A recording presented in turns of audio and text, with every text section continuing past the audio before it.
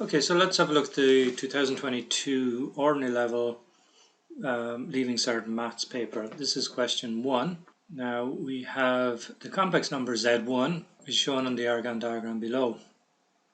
Using the Argand diagram, write down the values of Z1 and the conjugate of Z1. So let's see, Z1 then is just minus 2 minus 3i. So you go at the real axis minus 2 and then you go down along here to minus 3. So it's minus 2 minus 3i.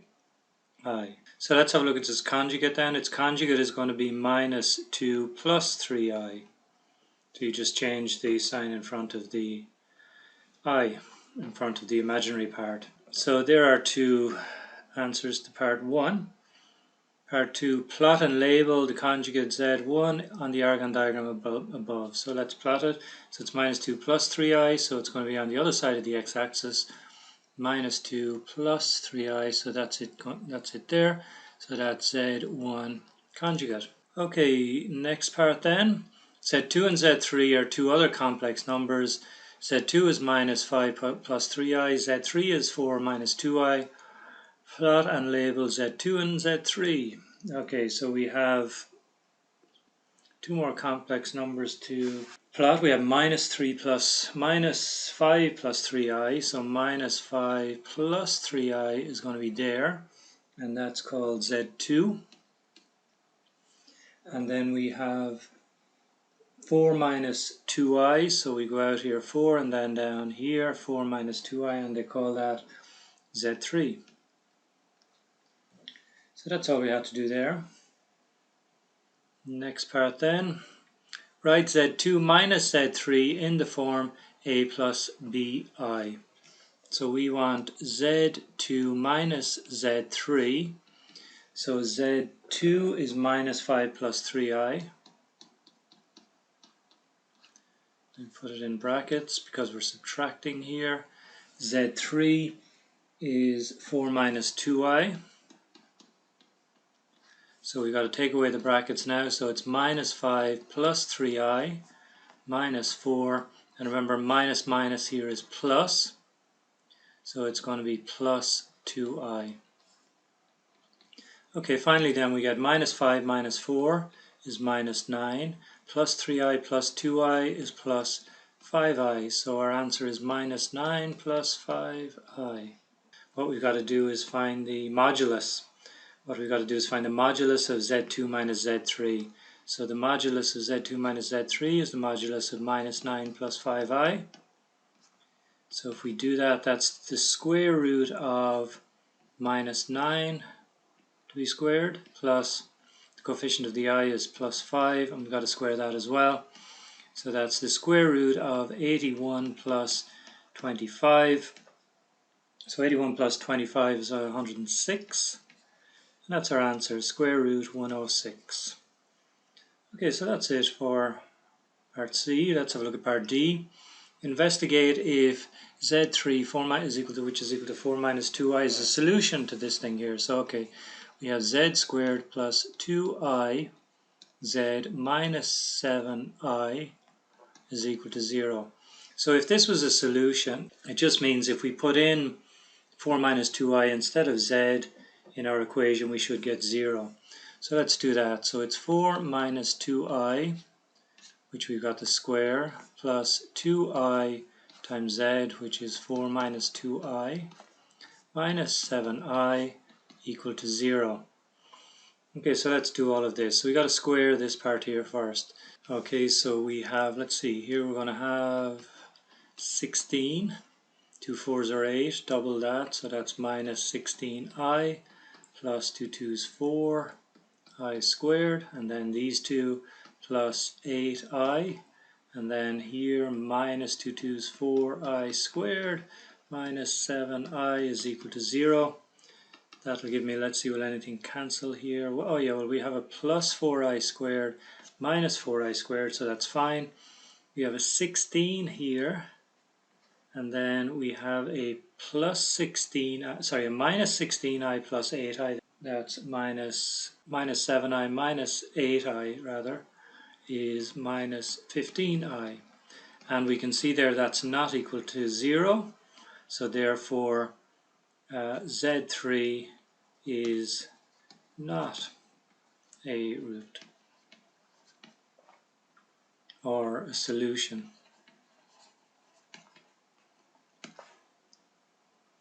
Okay, so that's it for question 1. Okay, so this is question 2. We have to solve the following equation. So we have, let's see, 2 times 3x minus 5 plus 8 is equal to 4x minus 5. So let's just multiply out this bracket first. So we got 6x minus 10 plus 8 is equal to 4x minus 5. Next thing I'm going to do is just add these two here. So we got 6x minus 10 plus 8 is minus 2. 4x minus 5. Let's bring the x over to the left hand side. So 4x becomes minus 4x. So that 6x minus 4x, 2x. Let's take this 2 here and bring it over to the right hand side. So minus 2 becomes plus 2. So minus 5 plus 2 minus 3. Last thing we do is divide by 2. So that will give me minus 3 over 2. And that is it. Okay, that's it for part A. Okay, let's have a look at part B. So write 3 to the power of 4 to the power of 5 over 3 to the power of 6 in the form 3 to the power of k. So this is the laws of indices that you need to know. They're in your tables anyway. So first thing we're going to do is up here we have a power of a power. So what I'm going to do, this is in the numerator, so you multiply the 4 by the 5. So on the top I end up with 3 4s, 3 to the power of 4 to the power of 5, which is 3 to the power of 4 5s, 20. On the bottom we've got 3 to the power of 6. So what you can do next then is subtract the powers. So it's 3 to the power of 20 minus 6, which is 3 to the power of 14. And that's it really. It says write that in the form 3 to the power of k, which we've done. K is a real number, so k is 14. That's a real number, that's fine. And that's it. Okay, so let's have a look at the next part then. We've got to solve these simultaneous equations. Okay, so standard procedure for this, we write the two of them down. It's equal to 1. I'm going to call this one equation 1. Second one then is 7x plus 5y is equal to minus 2. I'll call that equation 2. So I'm going to look at the y's here and I'm going to change both of the y's so that I can cancel them. So I'm going to take equation 1 and I'm going to multiply it by, I've got to change the sign anyway, so I'm going to multiply it by minus something. I'm going to multiply it by minus 5. I'm going to take equation 2, I'm going to multiply that by 2. So I should end up with a 10 and a minus 10 there. Okay, so let's do that. First one by minus 5. So 3 5s 15 minus 10y and then minus 5 here. Equation 2 we got to multiply by 2, so that gives me 14x plus 10y minus 4. Okay, so the 10s will cancel. And here I end up with minus x, minus 15x plus 14x is minus x. And over here then I've got minus 4, minus 5, that's minus 9. So that just finally gives me x is equal to 9. Okay, so if x is equal to 9, then I've got to work out what y is. So just pick one of the equations. Let's pick, I don't know, the first one. 3x plus 2y is equal to 1. We put the x that we found in there. Plus 2y is equal to 1, 3 9s 27, plus 2y is equal to 1, 2y is equal to, now you've got to subtract 27 from both sides, that gives you minus 26 on this side. Finally you divide by 2, so that gives me minus 13 for the y. So my answer then is just, I think they give us a space down here to write those in, they do. So the x is 9 and the y is minus 13. Okay, and that's really it for question 2. So let's have a look then at question 3. Okay, so here we have question 3. Joe, Emily and Wei are all PAYE workers. Each of them has an annual tax credit of €3,300. Their tax rates and bands are shown in the table below. Assume that no other deductions are made from their income. So we have the first 35,300, they've got to pay 20% tax on that. So that's the standard rate cutoff point, and that's the standard rate. Whatever's remaining then they pay 40% on. Joe's gross annual income is 27,500. Joe only pays tax at the low rate. Work out Joe's net annual income. Okay, so Joe's gross annual income is 27,500. So what we've got to do is get 20% of 27,500 euros. So when you do that, you get 5,500 euros. Okay, so this is his gross tax. So to find his net tax, then you just write down 5,500. You need to subtract the tax credits. So the tax credits were 3,300. And when you do that, you get 2,200. This is his net tax. So to find his net annual income, then you take the 27,500, you need to subtract 2,200, and that finally gives you, let's see, 25,300. So this is the net annual income. Okay, 25,300. Let's have a look at the second part then. Emily's gross annual income is 43,450. Work out Emily's net annual income. Okay, so the first thing you need to do is work out the gross tax. And the way you work out the gross tax is you need to get 20% of the standard rate cutoff point, which is 35,300. And then you've got to get 40% of whatever is left over, and what would be left over is 8,150. In other words, if you take 35,300 and add 8,150, that'll give you the 43,450, which Emily actually earns. Now, when you work this out, then you get 7,060 here, and you get 3,260 here. Add those two together, that gives 10,320. So that's the gross. Tax actually. Now to find the net tax, then you take 10,320. You need to subtract the tax credits, which again are 3,300 euros. When you do that, you get 7,020 euros. So this is how much tax Emily actually has to pay. But we are asked for the net annual income then. So the net annual income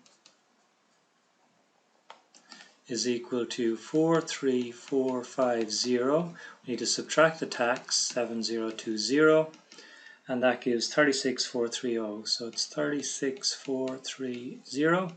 So that is Emily's net annual income, the amount that she actually takes home, 36,430 euros. Okay, so let's have a look at part C then. Way's gross annual income is over 35,300, so she pays tax at both rates. Way is looking for a pay rise. She wants her net annual income to increase by 80%, by 80 euros even each month. Work out how much her gross annual income will need to increase by in order for this to happen. So this might have been a little bit tricky, but this 80 euros is equivalent to 60%, because remember at the higher rate she's paying 40%. So 40% of the pay increase, the gross pay increase, would have been taken away. So this 80 euros is what's left. So in other words, 60% is equivalent to then this 80 euros, because this is the net amount that she actually can take home of the increase. So 1% is just going to be equal to 80 over 60. Divide 60 by 60, you get 1, so divide 80 by 60 then. The 100% then, which is the gross increase, is going to be 80 over 60 times 100. So when you do that, you get 133 and a third, 133 euros, and this is per month, remember,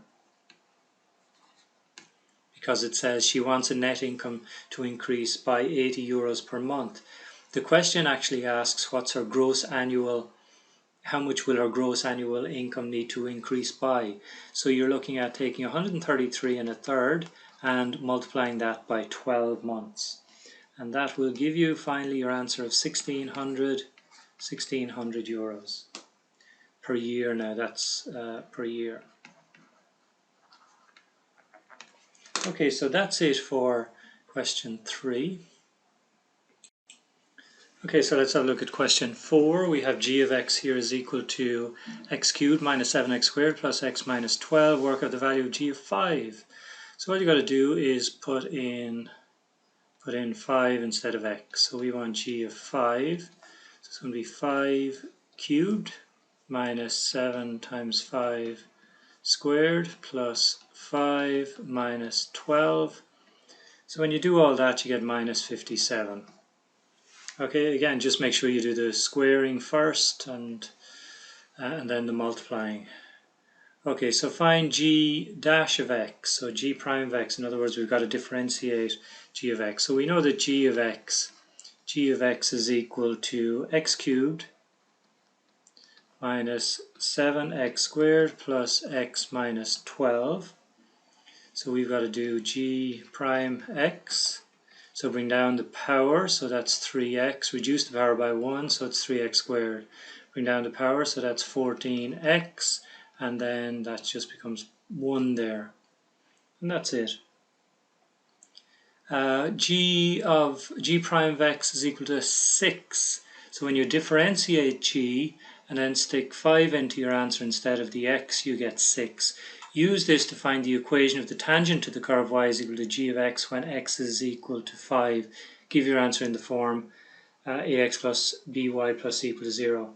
So we have our g prime of x is 6. So what does that mean? That means that the slope of the tangent at x is equal to 5 is 6. So we have the slope of our tangent anyway. So we also know that at x is equal to 5, y is minus 57. We did that in part 1. We put 5 into the equation, we got 57 out. We now know that the slope of our tangent is 6. So we have the two things we need to put into the equation of a straight line. So the equation of a straight line tangent then is y minus y1 is equal to m into x minus x1. So you got y minus 57 is equal to 6 times x minus 5. So you just got to multiply this out and put it in the form that they want it in. So we've got y plus 57 is equal to 6x minus 5 6 is 30. Bring everything over to one side, so we'll get 6x. Bring the y over, you get minus y. Bring the 57 over, you'll get minus 50, 60, 70, 87, and that's all equal to 0. And that's it. So let's move on to to part B. Okay, so the graph of the function y is equal to u of x is shown for x between 0 and 10. U prime x is the derivative of u of x. Using the graph, write down the value of x for which u prime x is negative. Write down a value actually. So the u prime x, when that's negative, that just means the tangents have a negative slope. So you can see up along here, these all have from 0 to 4 anyway, or even further up, 4.5. All the slopes are positively sloped, they slope to the right. From about 4.5 onwards, maybe even a bit further, the tangents start to slope to in this direction here to the left. So they all have negative slopes. So that means we're looking at any value of x from maybe 6 onwards. So let's pick one in the middle here. Let's pick 8. If I drew a tangent at x is equal to 8, it would have a negative slope. So that's what I'm going to use here, 8. Okay, next part then. On the diagram above, draw the tangent to u of x at the point 4, 2, and use the tangent that you draw to work out an estimate for the value of u prime x. Okay, so we've got to draw a tangent at this point here at x is equal to 4. Now, this is kind of a little bit awkward. It depends on how you draw it, and I suspect there were quite a few answers to this. Hopefully they gave a bit of a leeway when it came to marking this, but anyway, they probably marked it based on how you drew your tangent. So the tangent is going to come down along this way. I'm going to draw it, I think, through 0, 0. I think that'll make it kind of easier to plot as well and to work out the slope. You really need a ruler here to do this. It's going to be a lot easier in the exam. So let's say we draw it something like this here. Okay, so there's a tangent at x is equal to 4. Now this is going to be kind of easier to work out the slope of, because we can see if we drew a triangle here, this triangle along here, we've got 2 up along here, we've got 4 along here. Slope is rise over run, so it's 2 over 4, which is a half. So I'm going to say here that the slope is a half. So it's rise over run, which is equal to 2 over 4, which is equal to a half. Okay, that's it, really. Now, as I say in the exam, you guys may have drawn a different line, so you'd have a different slope. Hopefully they'll give you full marks for that, depending on the line that you actually draw. Okay, so let's have a look at question 5. Write each of the following values in the form a by 10 to the power of n, where a is between 1 and 10 and n is an integer. So in other words, write these in scientific notation. So we've got 1,200, so that's 1.2 by 10 to the power of 3. 0.27 is, you've got to turn it into a number between 1 and 10, so you've got to move the decimal point between 2 and 7, and then you've got to move it back again by multiplying by 10 to the power of something. So you've got to move it backwards by, not 3, you've got to move it backwards by 1. So 2.7 by 10 to the power minus 1. Okay, a falcon can dive at a speed of 120 miles per hour. 1 mile is approximately 1.6 kilometers. Okay, use this to work out how long it would take the falcon to travel 100 meters when diving at this speed. Give your answer in seconds, correct to the nearest decimal place. Okay, so let's just change the speed to kilometers per hour and then maybe meters per second. So 120 miles per hour is going to be equal to, remember, 1 mile is 1.6 kilometers. So in other words, that will give me 192 kilometers per hour. Now let's just change this to meters per second. Well, 192 is 192,000. There are 1,000 meters in a kilometer. So if you do 192,000 meters in an hour, you're going to do a lot less meters in a second. So how many seconds are there in an hour? There are 3,600. So you got to divide by 3,600 and you get 53 and a third meters per second. So now we have meters and seconds, which is perfect. So what we want to do now is work out how long it would take. How long it would take is time. So we know that speed is equal to distance over time. So that means time is equal to distance over speed. Our distance is, our time then is going to be equal to the distance, and our distance is 100 meters divided by the speed, in this case is 53 and a third. So we now know then that the time it takes to do 100 meters is 1.875 seconds. So that's going to be equal to one decimal place then, 1.9 seconds. And this is our answer here. Okay, so let's move on to the next question. So we have part C here. The diagram below shows the graph of a function, two functions actually, k of x and m of x between 0 and 5. So this is k of x up here, this is m of x down here. Now use the graphs to estimate each of the following between 0 and 5. The two values of x for which m of x is equal to 0. So this is our m of x here, and it's 0 here and here. So at x is equal to, in other words, where it crosses the x-axis, where y is equal to 0. At x is equal to 1 and x is equal to 4.5. So x is equal to 1 and x is equal to 4.5. 4.5. Okay, so the next thing we have to do with this is find the range of values of x for which k of x is less than m of x. So k of x, which is this one here, is less than m of x here. It's lower than it on the graph.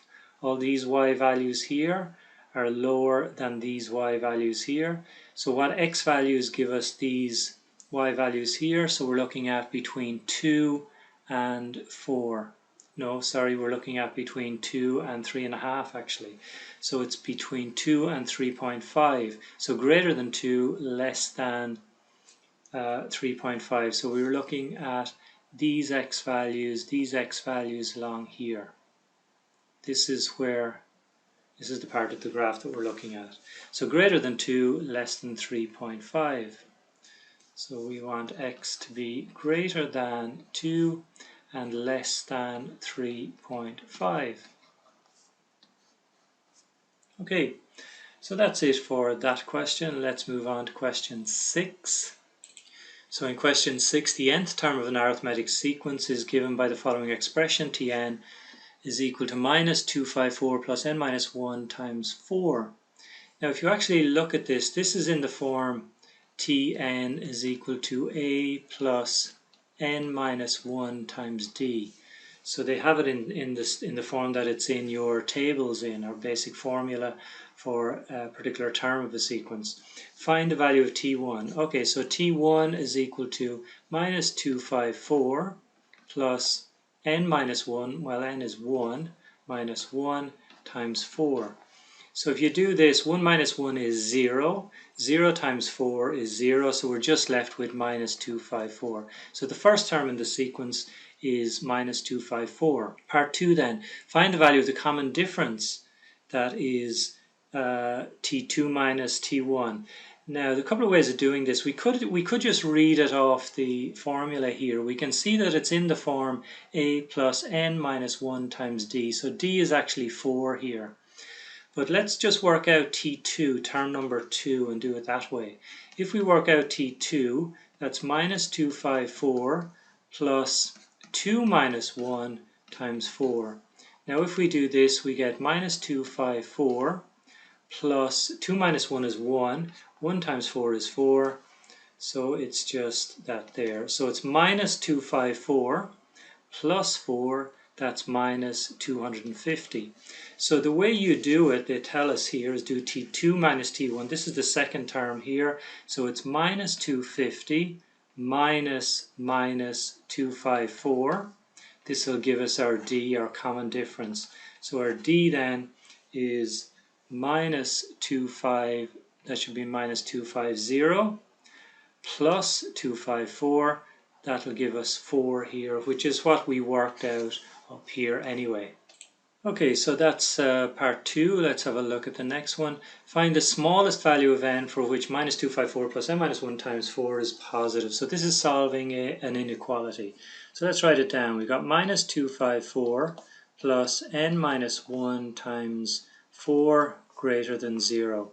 Well, let's just bring this over first. We've got n minus 1 times 4 is going to be bigger than 254. So I just added 254 to both sides. Let's just multiply out this bracket. So we've got 4n minus 4 bigger than 254. Let's just bring that 4 over. So that gives us 4n is bigger than 258. Now all we've got to do is divide by 4. So if we divide by 4, well, 4 sixes will give me 24. Left over is 1. So 4 4 is 16. Give me 2, so it's 0.5. Okay, so what do we have to do? Find the smallest value of n for which n is a natural number. So n is a natural number. These are the counting numbers from 1, 2, 3, 4, 5 up to infinity. So n is bigger than 64.5, so our answer is 65, the next natural number up. And that's it. Okay, perfect. Okay, so let's have a look at part C. Next one. The sum of the first n terms of a sequence is given by this thing here. Solve the following equation for n is a natural number. So we've got to solve this equation. Okay, so we've got n over 2 times 2 times minus 254 plus 4n minus 4, and it's equal to 0. Okay, so we'll do what's inside the big square brackets first. So let's see, we've got n over 2. We can do 2 times 254, which is minus 508, plus 4n minus 4, and that's equal to 0. We've got n over 2. Let's see, we've got minus 508 minus 4, that's minus 512, plus 4n is equal to 0. So let's see, what else can we do here? We'll multiply out the bracket here maybe. Oh, well, you know what we might do actually? There's a few ways of approaching it from here. What I might do first is multiply across by 2. Because I have a fraction here, I might just multiply across by 2. So if I multiply the left-hand side by 2, I got n. Because the 2 will cancel. If I multiply the right-hand side by 2, I'll get 0. Let's just multiply out the... Well, actually, you know what we'll do here? We won't multiply out the bracket because it's already factorized for us. If you've got two things multiplied and they're equal to 0, that means they're both can be equal to 0. N is equal to 0, or minus 512 plus 4n is equal to 0. So we have one answer there, n is equal to 0. The other one here, we've just got to work this out. So that gives us 4n is equal to, add 512 to both sides, so that's 512 on this side. Next thing, divide by 4. So that gives me n is equal to 1, 2, and 8. 1, 2, 8. Okay, so our answer here is 1, 2, 8. Why is it only 1, 2, 8 and not n is equal to 0 as well? Because we're told up here that n is not equal to 0. Okay, so let's have a look at question number 7. Joseph is doing a training session. During the session, his heart rate h of x is measured in beats per minute, BPM. For part of the session, h of x can be modeled using the following function. Now, it's a cubic function where x is the time in minutes from the start of the session and x is between 0 and 6 minutes. Okay, complete the table below to show the values of h of x for the given values of x. Give each value of h of x correct to the nearest whole number. So really you can do this two ways. You can put in each individual x value, work it out manually on your calculator. So put in 0 here, for example, 0 in here, 0 in here, and you should get 158 out here. So then what you need to do is just put in 2. So you can put in 2 here, cube it, multiply it by minus 0.38. Add it to what you get when you put in 2 here, square it and multiply by 2.6, and so on. The other way to do it is just stick the function into your calculator and use the function mode in your calculator. Go from 0 to 6 and step it up in ones, and that'll give you all these values here. So that's what I did anyway, and I got 165 here. 4 was 175, 5 is 175 as well, and that's it. Next thing in part 2 here, it says draw the graph of y is equal to h of x on the axis below for x between 0 and 6. Note that the point A is already done for us here. Okay, so let's do that. The first one then was 0, 158. So 0 is on the x-axis, 158, let's say, is about there. 1 is 160, so 1 we've got to go up here to 160. 2 is 165, so we're going from here up to here. 3 is 171, so 171 is about there. 4 is 175, so let's go to 175, which is here.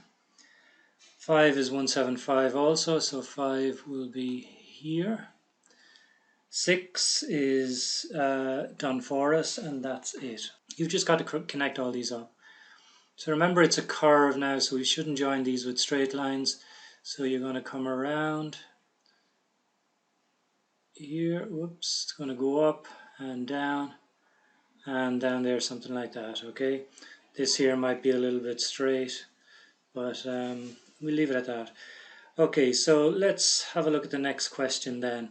Explain what the coordinates of the point A6169 represents in the context of Joseph's heart rate. So what it means is that after 6 minutes,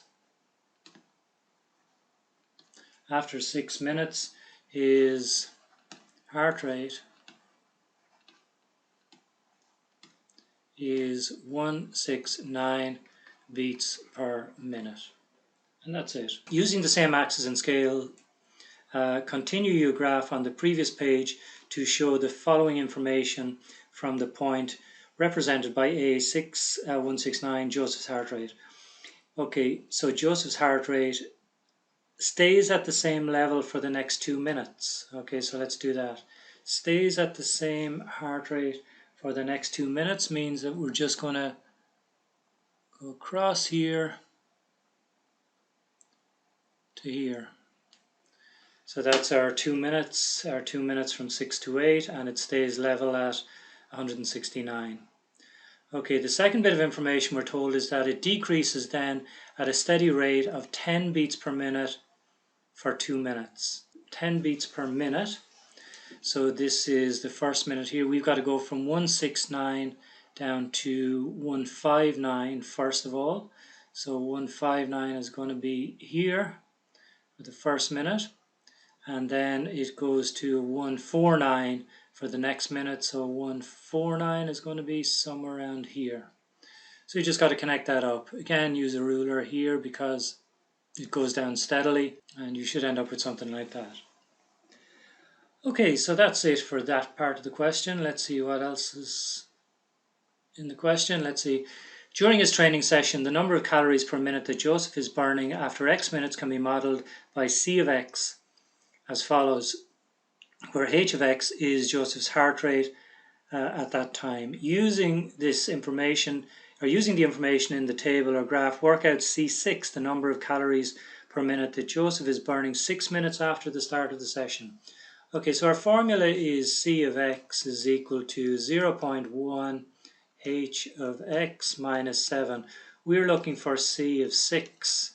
So in other words, we've got to do 0.1 H of 6 minus 7.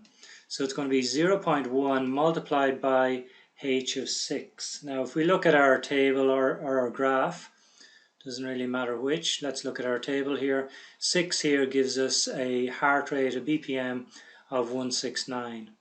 So what we can do is just multiply by 169 here, and then what we're going to do is we're going to subtract 7. Okay, so look, when you do that, you get, we've got to do this to, let's see, using it, work out number of calories per minute. Okay, we've just got to do it. Okay, so we actually get 9.9. 9.9, and this is the number of calories that he's burning every minute at this stage. Okay, so that's part D. Okay, so let's have a look at part E. Joseph has a smartwatch that beeps every 15 seconds during the session. It beeps for the first time at exactly 2:55 p.m. As Joseph starts his session. It beeps for the last time at exactly 3:23 p.m.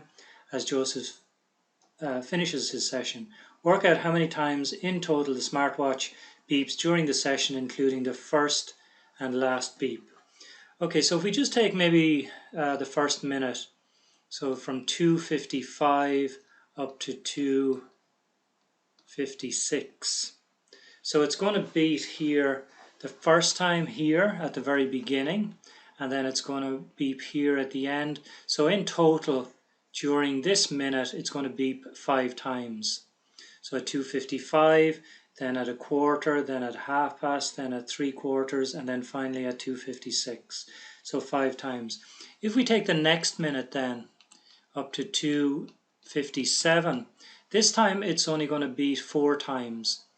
So it's going to beat 4 times from here to here.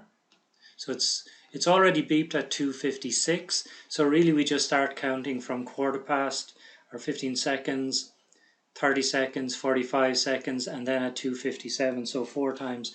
And that's what's going to happen each minute all the way up to, 3:23. So how many minutes are we talking about in terms of 4 beats? It's going to be 27. We've got 28 minutes in total. If we just look at the 4 beats per minute, it's going to be 4 times 27. That gives us 108. And then if we count this minute here as well, the very first minute, you're looking at 108 plus those 5 beats. So that gives us finally 113 beeps even. Okay, so you guys may have worked it out slightly differently, I don't know, but this is my kind of logic around it anyway.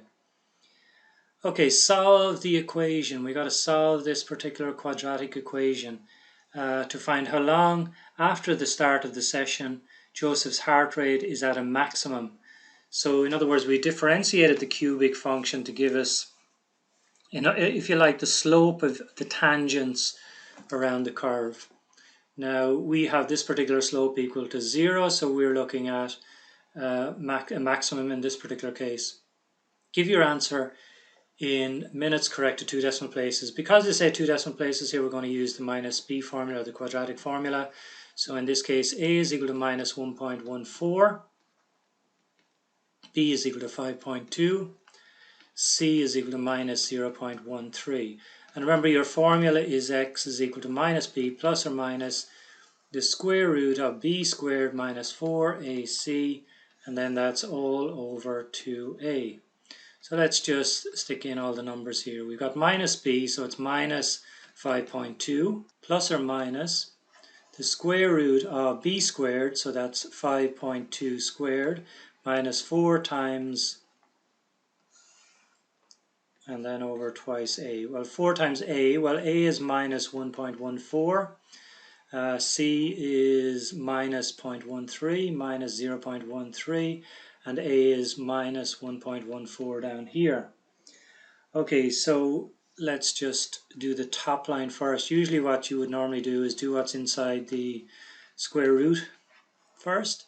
So 5.2 squared is 27.04. Minus times minus times minus is all going to be minus. And then you've got 0.5928 here, 0.5928. On the bottom, we're going to have a negative as well, so it's minus 2.28 down here. So your answers are going to be x is equal to, now it says correct to 2 decimal places, okay, so really here it's going to be minus 5 plus the square root of 26.4472.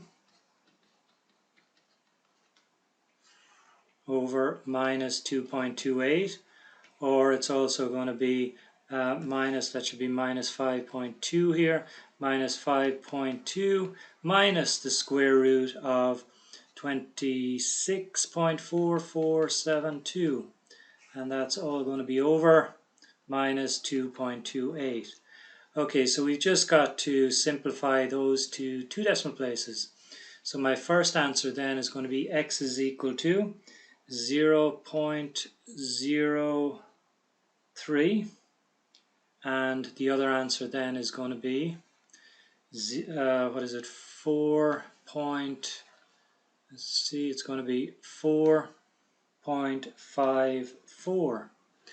Okay, so let's just have a look at the question again, make sure we have this correct. We have 2 answers. The question is solve that equation to find how long after the start of the session Joseph's heart rate is at a maximum.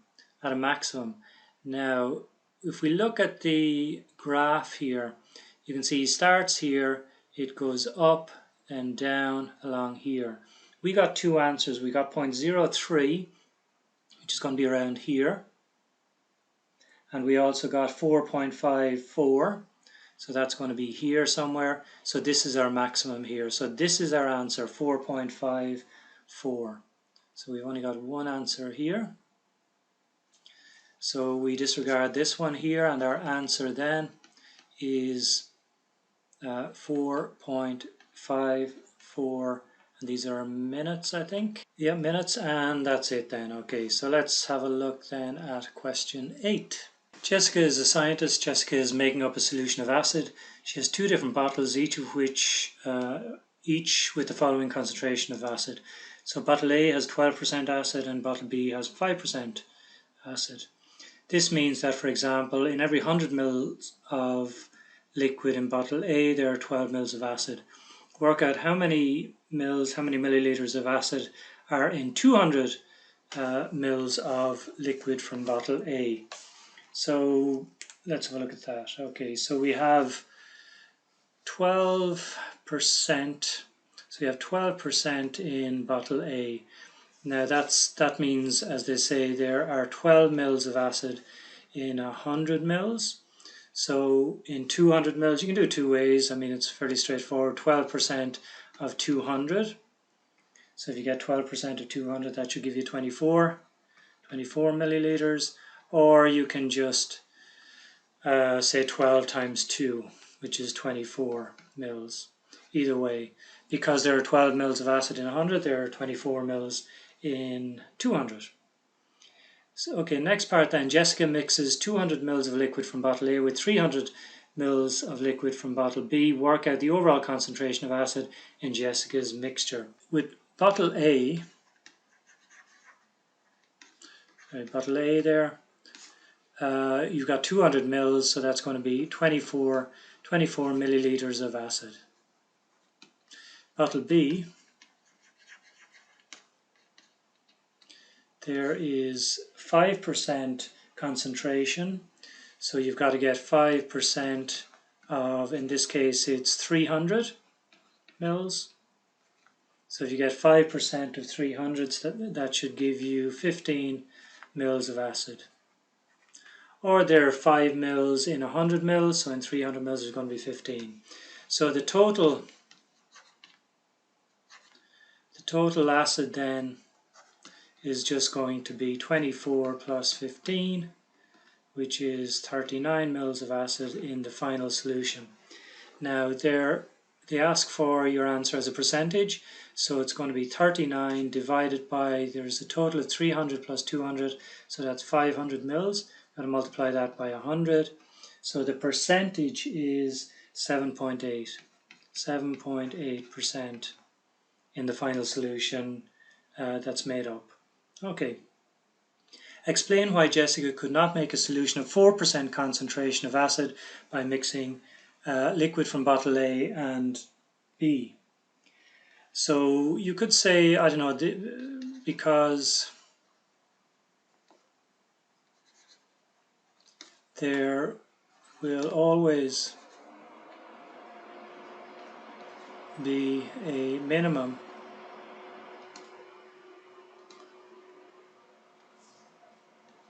of 5% concentration.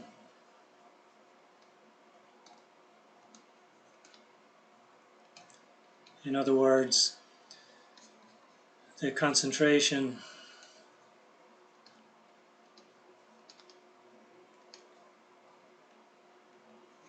will be somewhere between 5% and 12%. So something along those lines anyway should be fine. Okay, let's have a look at part 4 of this question. When she is making another mixture, Jessica makes a mistake in measuring. She wants to measure 250 mils, but she measures 260 instead. Work out the percentage error. Okay, so the actual error is 250 minus 260 is 10 milliliters. The percentage error then is the 10 over what she was supposed to measure out, which was 250 times 100. That gives you the percentage error, and that comes out at 4%. Okay, if a solid is made up of faces with straight edges, then the following identity is often true. So C minus E plus F is equal to 2. C is the number of corners, E is the number of edges, and F is the number of faces, and that's all equal to 2. So let's see then. Write down the value of C, E, and F for a cube and show that C minus E plus F is equal to 2 for these values. So the value for E has already been done for us. Okay, so fairly straightforward. The number of corners, well, there are 1, 2, 3, 4, 5, 6, 7, 8. So there are 8 corners. 12 edges, they've done that for us. Number of faces, well, it's a cube, so they're going to be 6. One at the front, one at the back, one at the side, one at the side, one at the top, one at the bottom. So they're going to be 6. So if we do 8 minus 12 plus 6, that's going to be equal to, well, 8 minus 12 is minus 4 plus 6, which is equal to 2. So that's correct. Okay, so next one then. Part E. Each of the faces of a different solid is in the shape of a triangle of area 5 centimeters squared. This solid has 12 corners, 30 edges, we don't know how many faces, and C minus E plus F is equal to 2 for this solid. Work out the surface area of this solid. So really we've got to work out the number of faces and then just multiply it by 5. So we have C minus E plus F is equal to 2. So the number of corners, 12. The number of edges, 30. The number of faces we don't know, that's what we've got to work out. So let's see, that'll give us 12 minus 30 is 18. Actually minus 18. Plus F is equal to 2. That'll give me F is equal to 20. So if F is equal to 20, then we know we have 20 faces. So we know that one of those faces is 5 centimeters squared. So the surface area then is going to be equal to 20 times 5, which is equal to 100, and we're talking about centimeters squared. Okay, next one then.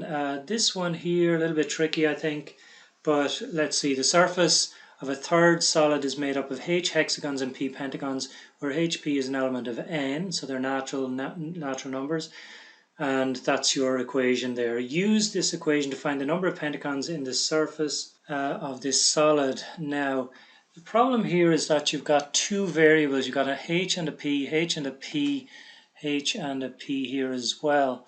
Now, the only way that you can normally work these things out is if you can work out some kind of simultaneous equations, put them together and work out the two variables.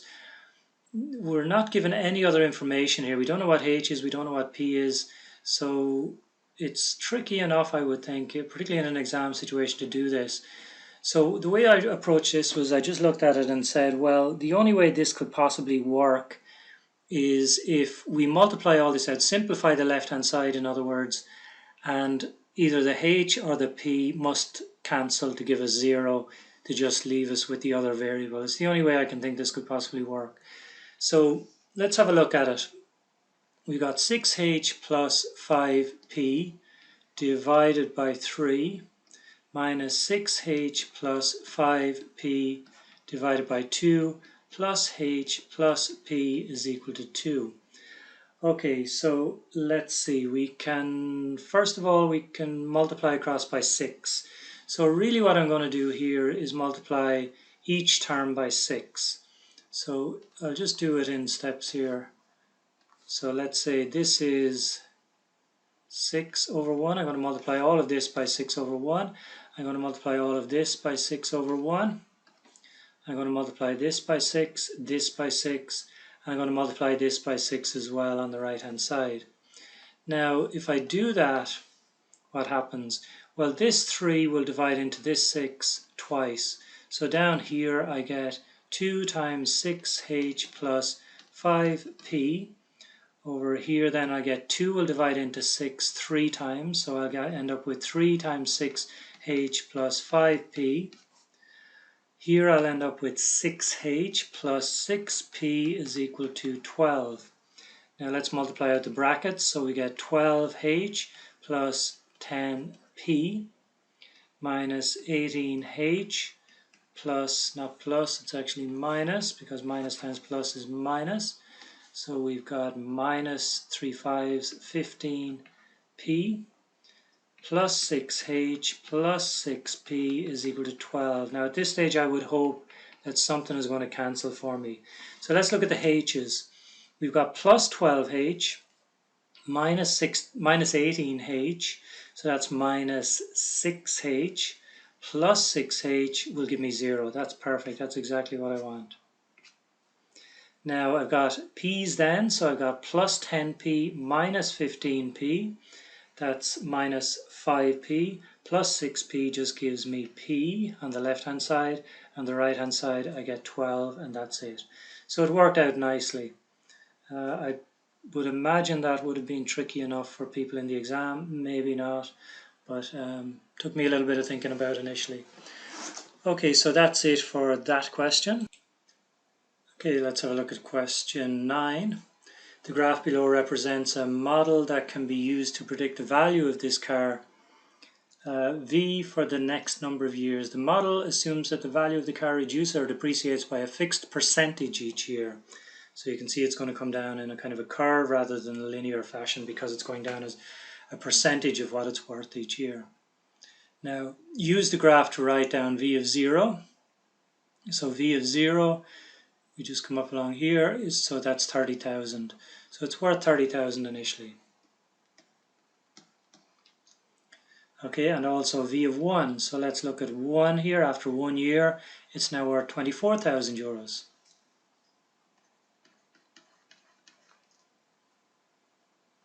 Show that the value of the car will reduce by 20% in the first year according to this model. Well, we know that it started at 30,000. It went down to 24,000. So that gives us a reduction of 6,000 euros. It depreciated by 6,000 euros. Take 6,000 divided by the original value, which is 30,000, multiply by 100, and you do get 20%. And that's it. Okay, based on this model, write a formula for V of t, the value of Brian's car after t years in terms of the age of the car.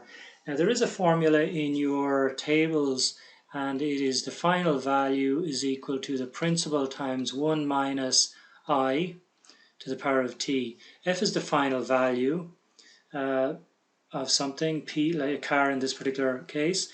P is the principal, the initial value, and it's 1 minus the percentage written as a decimal. In our case, we're looking at 20%, so as a decimal that's 0.2, and that's the power of t. So this is in your log tables or in your maths tables. So our formula would be V is equal to the initial value, which was 30,000, 1 minus the 0.2 to the power of t, and that will finally give us a formula of 30,000. 1 minus 0.2 is 0.8, and that's the power of t. So that's our formula there. Let's see, based on this, we write a formula V of t, so we've got to write it like this. So V of t is equal to 30,000, 0.8 to the power of t.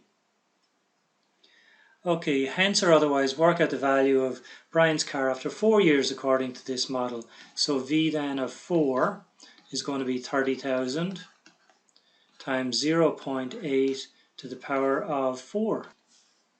And when you do that, you get 12,288. 12,288 euros. Now you can have a look at your graph just to see does that make sense. If you come up along here after 4 years, we are looking at just over 12,000 euros there. So that looks like it's about right. Okay, so let's have a look at the next part. The graph from part A is shown again here, so it's exactly the same graph.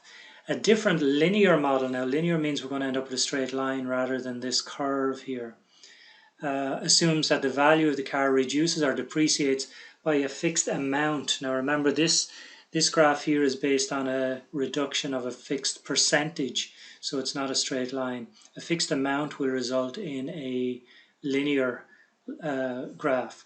The value of the car will also reduce by 20% in the first year according to this model.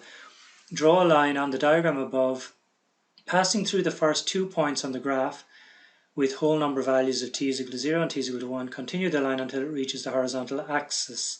Okay, so see, we're going to come down through here, and then we're going to keep coming down until we get to, let's say, 5 here, just to make it nice and easy for me. Okay, now when you guys use your ruler, I don't know if it'll go through 5 or not, but that's where I'm going through at this stage. Hence or otherwise, estimate t, the age of Brian's car when its value would be €0 according to the new model. So I'm going to say 5 years here. It's going to be worth €0. So my answer then is 5 years. Okay, Eva buys a new car that has a price of €19,445. She pays 30% of this price as a deposit and makes repayments of €206.97 each month for the following 3 years. At the end of the 3 years, she pays an additional lump sum of $7,389. Work out the total cost of the car. Okay, so she is going to pay 30% of the price, so it's going to be 30% of 19,445. That's what she's going to pay as a deposit initially, and that comes out at 5833.5. 5833.50 euros. She then pays €206 each month, so it's going to be 206.97 multiplied by, now it's 3 years, so that's going to be 36 months in total. So that comes out at 7450.92 euros, and then she finally pays a lump sum of 7389 euros. So the total then, when you add all of those up, you get 20673.42 euros. So that makes a little bit of sense anyway, because 20,000, it's just a little bit more than what she would have paid if she had paid immediately when she wanted to buy the car. So she's paid a little bit more. So that looks about right. Okay, last part then, I think. Eva drives her car home from the garage a distance of 12 kilometers. Okay, so D is equal to 12 kilometers. Eva usually drives this journey at an average speed, so speed is equal to 60 kilometers per hour. Now, on this particular day, there are roadworks, so our average speed is only 40 kilometers per hour.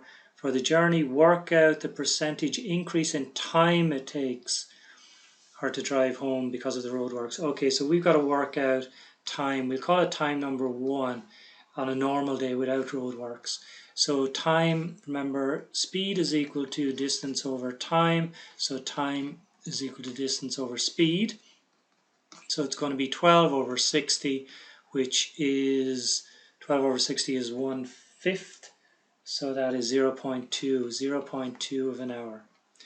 So time 2 then, with the roadworks then, it's going to be 12 kilometers still, but this time she's doing it at 40 kilometers per hour, at an average speed of 40 kilometers per hour, and this works out at 0.3 hours.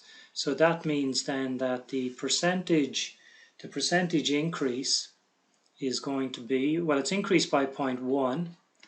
The original time was 0.2. I'm going to multiply that by 100, and you get a half 100, which is 50% increase. Work out the percentage increase in time that it takes her to drive home. So that's it, that's our answer there. Okay, last question then, question 10. Keith plays hurling. During a match, Keith hits the ball with his hurl. The height of the ball could be modeled by the following quadratic equation. Now you can see here that it's a negative coefficient of t squared, so that means it's going to go up and down. So let's see, with minus 2t squared plus 5t plus 1.2, where h is the height of the ball in meters and t is seconds, the time after being hit. T is real. How high in meters was the ball when it was hit? Okay, so when it was hit, if you take the formula, you've got h is equal to minus 2t squared plus 5t plus 1.2.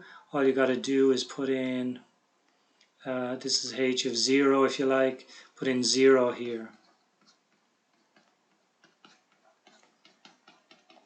So all the t's will disappear and you'll just end up with 1.2. So h is equal to 1.2 meters.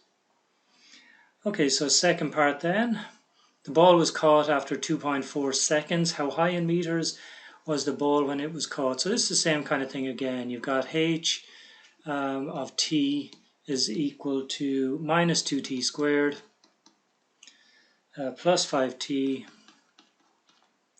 plus 1.2. So we want h of 2.4 seconds. So it's minus 2.4, square it, plus 5 times 2.4 plus 1.2. So again, that's all just calculator work there, and you should get 1.68 meters when it was caught. Okay, next part then. When the ball passed over the halfway line, it was at a height of 3.2 meters and its height was decreasing.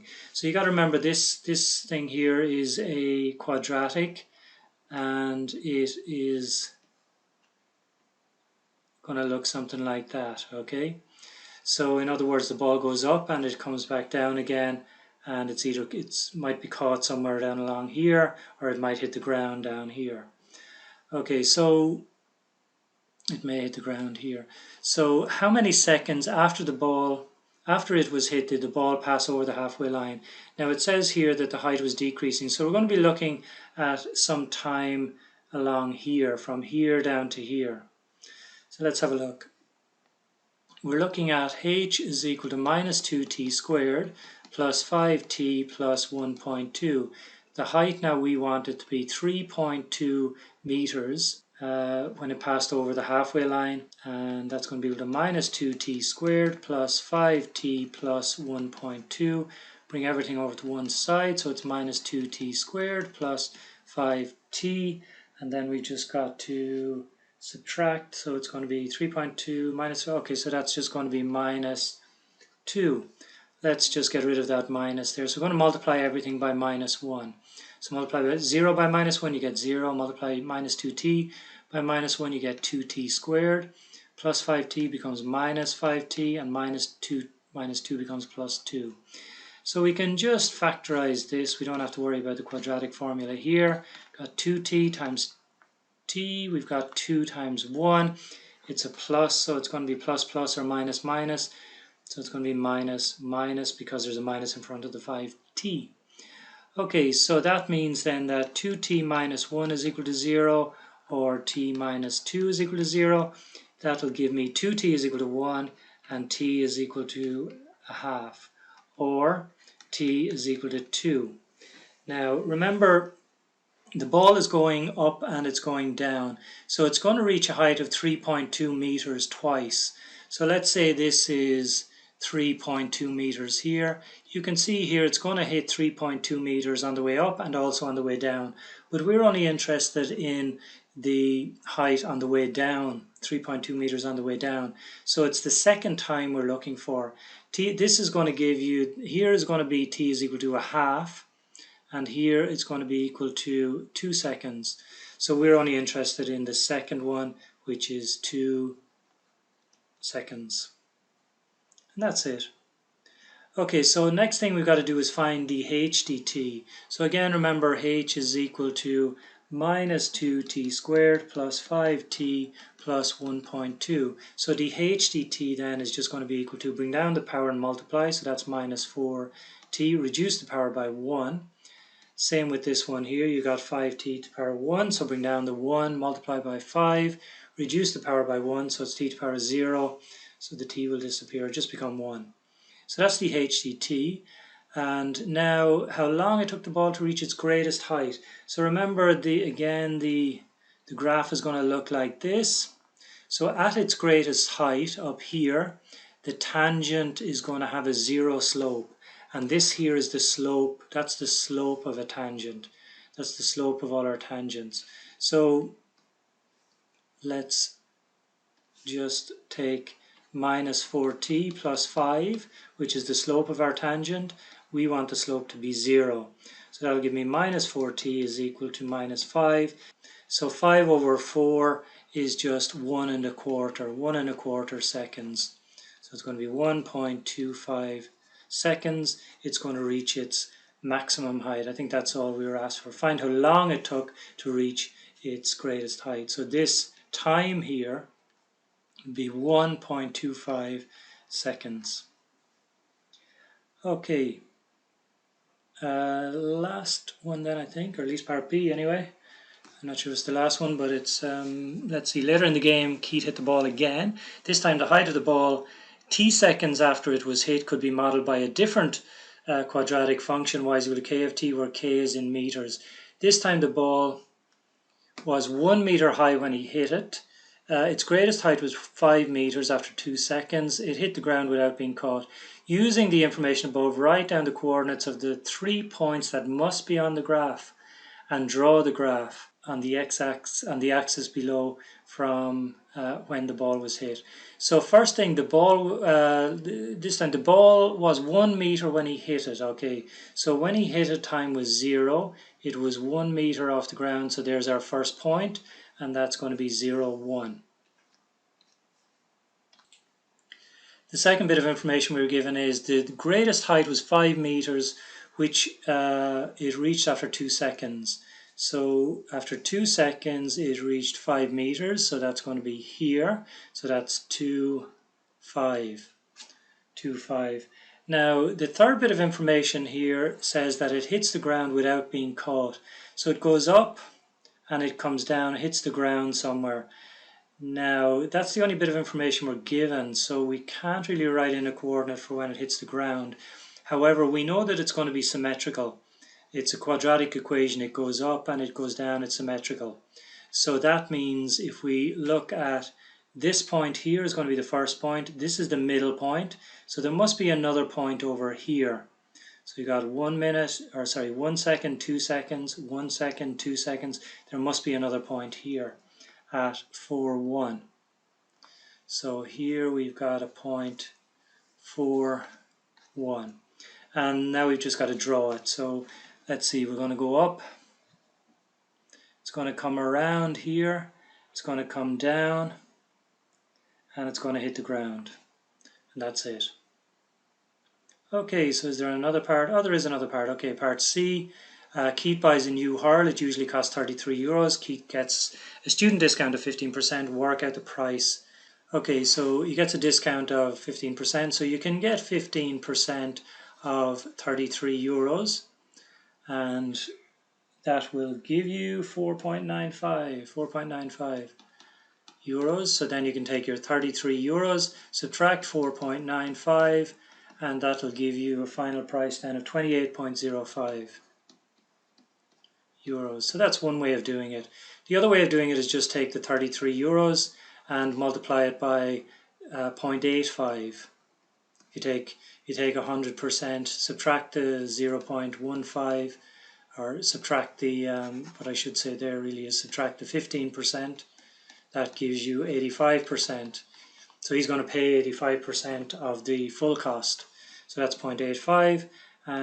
So then all you get there again is 28.05 euros. So that's another way of doing it.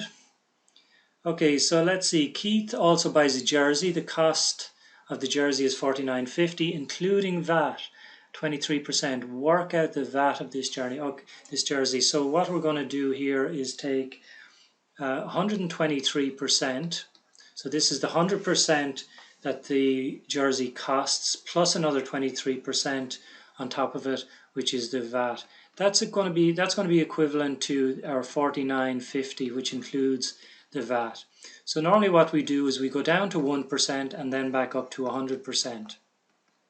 So if you go down to 1%, how do you do that? Well, you divide 123 by 123, that gives you 1. So take 49.50, divide by 123. Now we want to go from 1 up to 100. How do you do that? Well, you multiply by 100.